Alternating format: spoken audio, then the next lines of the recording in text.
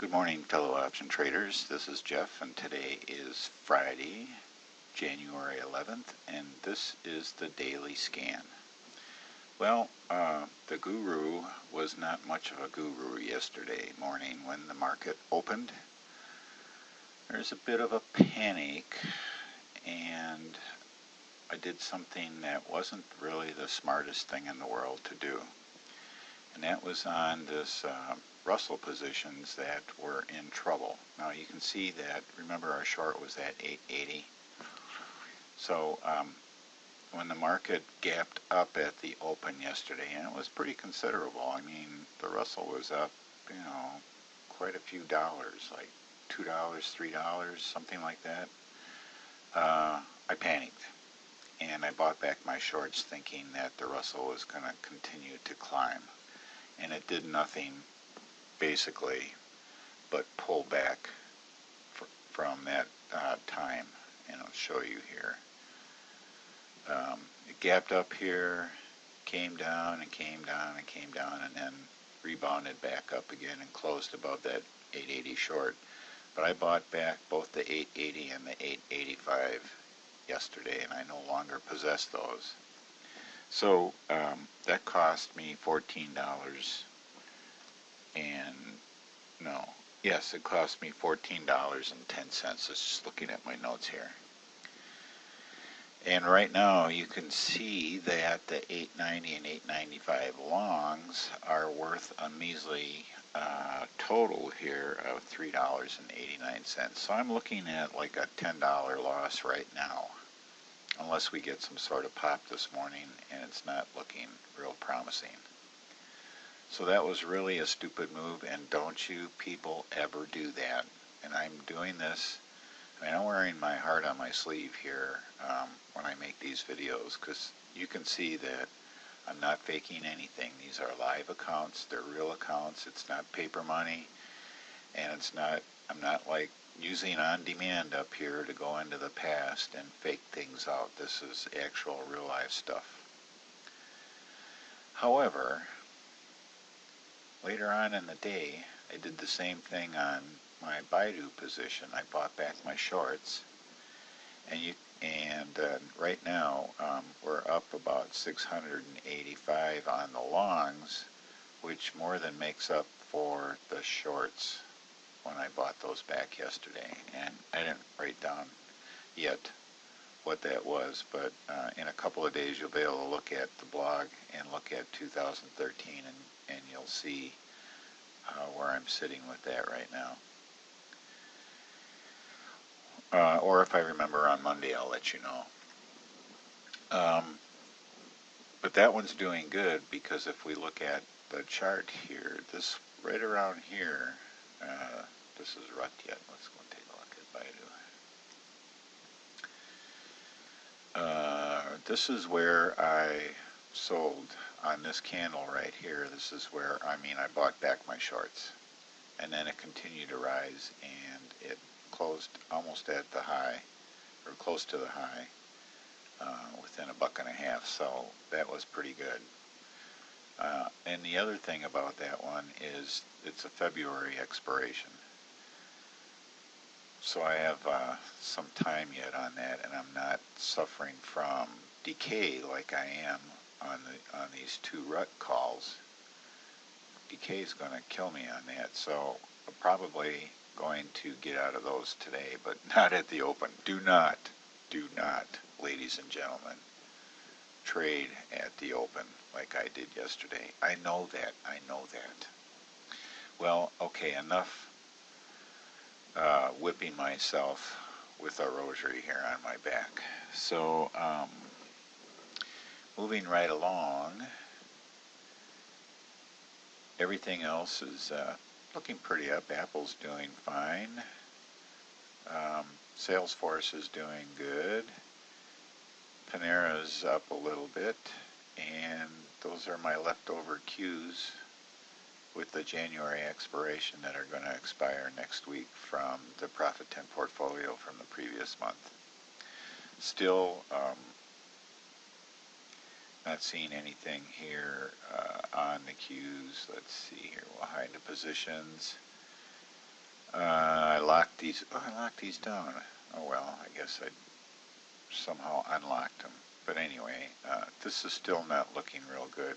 There's not enough money here. Not enough going on in the VIX. Need a little bit of volatility in the market. All right, we're just going to jump right over now to the A plus list and see what's going on. I know we had one that was setting up nice. Change this here. Let's take a look at Apple. We'll just look at the chart. It gapped up yesterday and came back down. Took a nice dip and then tried to recover a little bit, but still a lot of red candles here.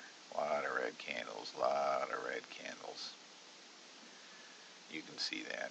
Amazon,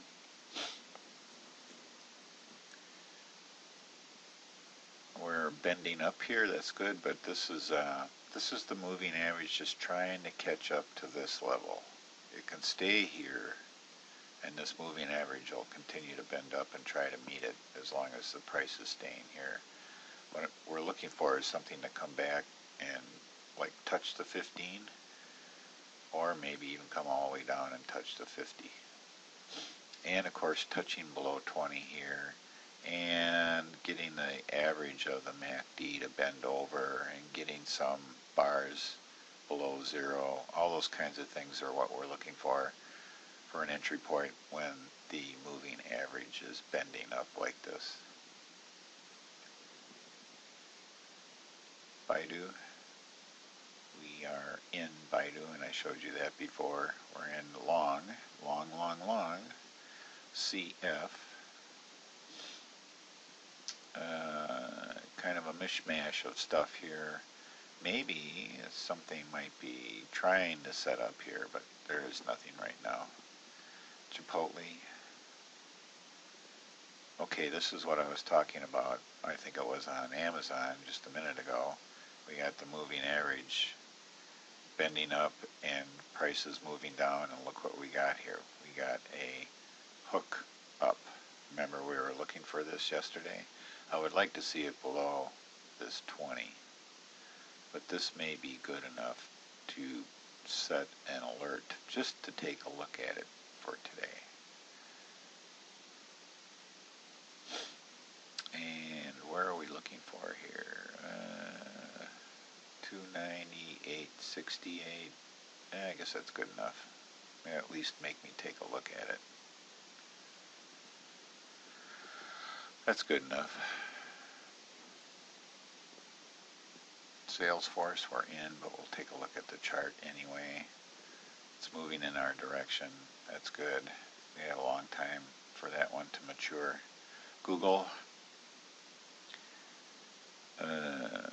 no entry, no setup here. MasterCard,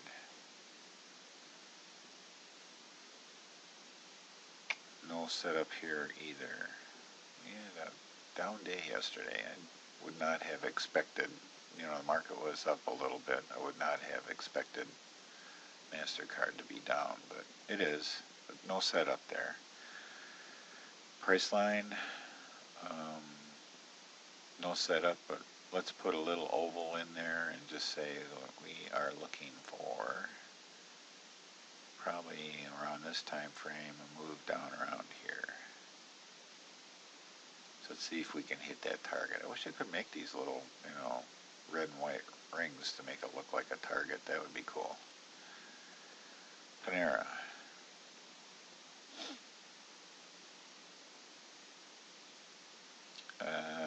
Flat on the intermediate, starting to flatten out on the long term. This candle here for this week might start this moving average bending back up again. But we need a pullback over here. Not seeing it yet, and a relentless march up here on the short term. Not going, well, we're in Panera? Well, yes, we are. What a dork. Yeah, we're in Panera. Yeah. nice relentless march up here. We got in it, when did we get in it? On this candle, based on the long-term trend. That's right. It was based on a long-term hookup. So it looks like a chase here, but on the long term, if we were just only looking at that chart, we got the MACD moving average moving up here, and we have, there's probably a green candle here too, green bar I should say, and this is a second green bar. So this should be a pretty good move here. I'm feeling pretty confident about that one. Everything kind of gapped up yesterday and pulled back down and then recovered. So that's the way it went yesterday, and I paid for it. I paid for it dearly. Now, just to let you know, sometimes you're going to lose some money, and you have to be able to take that. I did not lose any sleep last night. As a matter of fact, I was dog tired last night. Rough night the night before, with up late with phone calls and things like that. So I slept well last night. I knew that I made a mistake, and I will learn from it. And just a word of caution too about the Russell, or RUT. Let me just show you here. This is what I really don't like about the Russell. All right, let's look at the regular February expiration here. And let's bring a little bit more here. Now, I want you to look at this spread. When you're trying to get out and you have almost $1 spread, even though, you know, the price is pretty high, but this is a huge spread. Whereas like on the Qs, which is not an $800, but at least the spreads are tighter, and when you want to get out, you're not going to get any price improvement on this thing. It is what it is, and you are going to pay market, basically. I mean, you can put a limit order in, but if your limit order is hit, that's really the market price at that moment in time. So that's the problem with the Russell. Yeah, you can just do like one lot and pay very low commission, but you get burned more or less when you need to get out. And even when you want to get in, midpoint price, when you're doing a spread, you know, you're buying and selling, you would think you'd be able to get a midpoint price. Let's take a look here. Midpoint's 260. And if you take, I mean, that's basically the difference between these two divided in half, and that's the price that they're giving you here, and that's probably not going to happen, if you know what I mean. So that's the caution I give about the Russell. I've written about it a couple of times in the past on my blog, and it's just it's a tough one to trade. Yeah, I mean, there's plenty of open interest and volume and things like that, but the prices are what the prices are, and there's not a lot of negotiation with that particular one. And the same thing goes with SPX and NDX and all those regular cash index type of underlines. You're going to have some really wide spreads between the bid and the ask, and it's going to cost you when you want to get out. Costs you enough when you get in, but it's going to cost you even more when you get out. All right. Thank you very much for watching today. Have a great day, and happy trading.